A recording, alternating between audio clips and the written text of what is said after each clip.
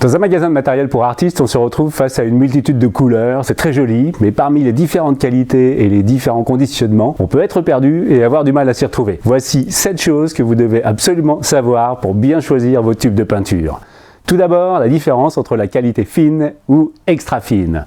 Pour faire simple, la couleur c'est un mélange de pigments et de liant. Le pigment c'est une poudre colorée qui justement va donner la couleur à la peinture. Le liant, lui, il dépend des techniques. Ça peut être de l'huile, de l'acrylique, de la gomme arabique quand il s'agit de gouache ou d'aquarelle. La quantité de pigments utilisés pour fabriquer des couleurs peut être plus ou moins importante. Les peintures extra fines en ont beaucoup. La concentration pigmentaire est jusqu'à 2 fois plus importante qu'une peinture fine. Les extra fines sont aussi fabriquées avec des pigments de meilleure qualité et le mélange pigment plus liant va être broyé plus longtemps et plus finement. Quel intérêt? Eh bien, si vous mélangez une même quantité de peinture avec du blanc, vous conserverez plus longtemps le pouvoir colorant, c'est-à-dire l'intensité de la couleur avec une peinture extra fine qu'avec une peinture fine. Vous aurez donc besoin d'en mettre moins si vous utilisez des couleurs extra fines. D'une façon générale, vous remarquerez que les peintures fines sont moins chères et elles sont conditionnées dans des grands contenants. Les peintures extra fines, elles sont plus chères et elles sont conditionnées dans des petits contenants. Deuxième chose très importante à savoir, la notion de série. Regardons à présent les couleurs extra fines. Elles ont donc une concentration pigmentaire très importante. Il faut savoir que les pigments ont plusieurs origines et n'ont pas le même prix. Les peintures extra fines étant très concentrées en pigments, jusqu'à 2 fois plus de pigments, le prix du pigment utilisé pour fabriquer la couleur impacte le prix du tube. C'est assez simple. Les couleurs fabriquées avec des pigments qui ne sont pas chers, eh bien, les tubes ne seront pas chers. Et les couleurs fabriquées avec des pigments rares et chers auront un prix beaucoup plus élevé. C'est pour cette raison qu'il y a des séries qui correspondent à différents niveaux de prix. Les couleurs fabriquées avec des pigments moins chers sont classées en série 1, les couleurs fabriquées avec les pigments les plus chers sont classées dans des séries plus élevées. En bref, plus le pigment est cher et plus le prix du tube sera élevé. Donc pour un même tube de même taille, une série 1 pourra coûter 5 € et une série 6 pourra coûter jusqu'à 35 €. Bon, alors rassurez-vous, très souvent, dans une gamme de peintures, plus de la moitié des couleurs sont en série 1. Cette notion de série ne s'applique qu'aux peintures extra fines. Alors pourquoi? Parce que la quantité de pigments contenue dans une peinture fine n'est pas suffisamment importante pour en impacter le prix. Troisième point important que l'artiste doit savoir, c'est lire le Color Index. Ce sont des petits codes PB, PR, PY que vous pouvez lire au dos des tubes. Ce sont des codes internationaux créés en 1925 et utilisés par tous les fabricants de couleurs. Chaque pigment a son propre code Color Index. Ils peuvent commencer par PB pour les pigments bleus, Pigment Blue, PR pour Pigment Red, PY pour Pigment Yellow, etc. Et ils sont suivis d'un numéro. C'est très important d'y prêter attention. Ils donnent beaucoup d'informations pour l'artiste. Tout d'abord, ils donnent la composition pigmentaire exacte de votre couleur. Ensuite, si vous ne lisez qu'un seul code, eh bien c'est que vous avez affaire à une couleur monopigmentaire, ce qui est mieux pour les mélanges. Et oui, parce que si vous mélangez 2 couleurs qui sont chacune composées de 3 pigments, c'est 6 pigments que vous allez appliquer sur votre toile. Et plus il y a de pigments, plus terne devient la couleur. Ensuite, s'il y a plusieurs codes, il faut savoir que le pigment inscrit en premier est celui qui est en plus grande quantité. Ils sont notés de la plus grande quantité à la moins importante. Les Color Index sont d'autant plus importants que les noms des couleurs ne sont pas toujours le reflet de leur composition. Si par exemple un bleu de phthalo est bien fabriqué avec du pigment bleu de phthalocyanine, il y a très longtemps que les fabricants évidemment ne mettent plus de momie dans le brin de momie ou ne font plus dégorger diverses plantes dans des vessies de porc pour fabriquer le verre de vessie. Savoir lire le Color Index vous indique avec exactitude les pigments qui composent vos couleurs. Quatrième point, c'est la tenue lumière, le light fastness. La tenue lumière, c'est la capacité qu'a votre couleur à tenir dans le temps, à résister à la décoloration que peut exercer sur elle les ultraviolets. Cette caractéristique est aussi appelée permanence. Pour la connaître, il y a 2 indications sur l'étiquette, les étoiles et des petites barres. Des petites barres qui sont en fait des chiffres romains.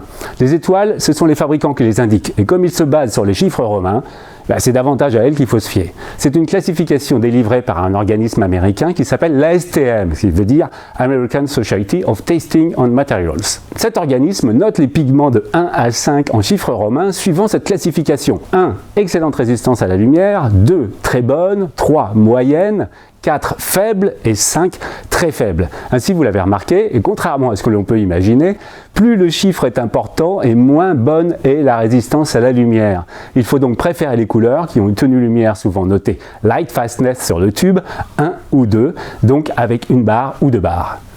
Cinquième point que l'artiste doit connaître, c'est l'opacité de sa couleur. L'artiste doit savoir que c'est le pigment qui confère l'opacité, c'est-à-dire le pouvoir couvrant à la couleur. Certains pigments sont moins opaques, on dit même qu'ils sont transparents.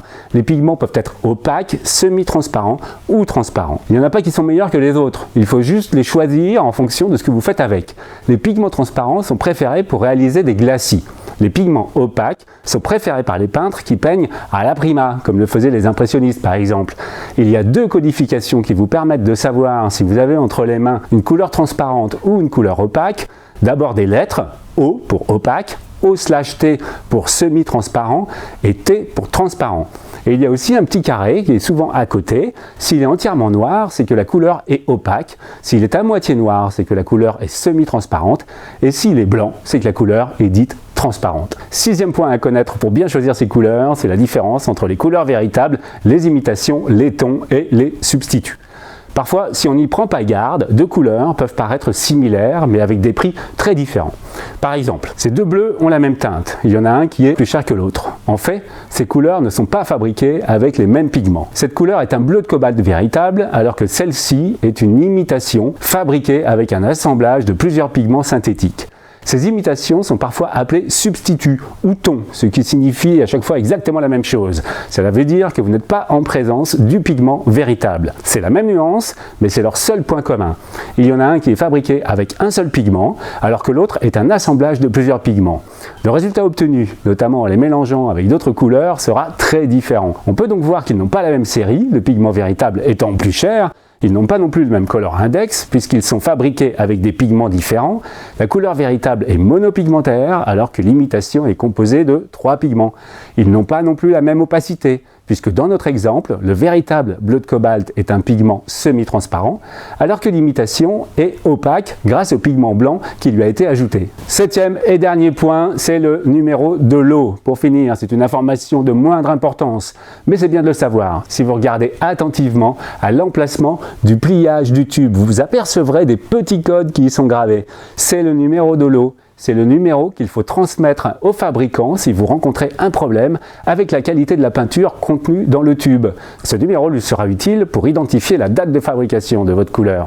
Voilà, maintenant vous avez toutes les informations utiles pour bien comprendre les indications qui sont présentes sur votre tube de peinture. Si vous voulez en savoir plus sur vos couleurs, les pigments, les liants, mais aussi les papiers, les pinceaux, les toiles à peindre et l'ensemble du matériel pour artistes, vous pouvez consulter mon livre « Bien choisir son matériel pour peindre et dessiner », publié aux éditions Erol. Il vous donnera, comme je viens de le faire pour les tubes de peinture, toutes les informations que l'artiste doit connaître pour décrypter et bien comprendre son matériel.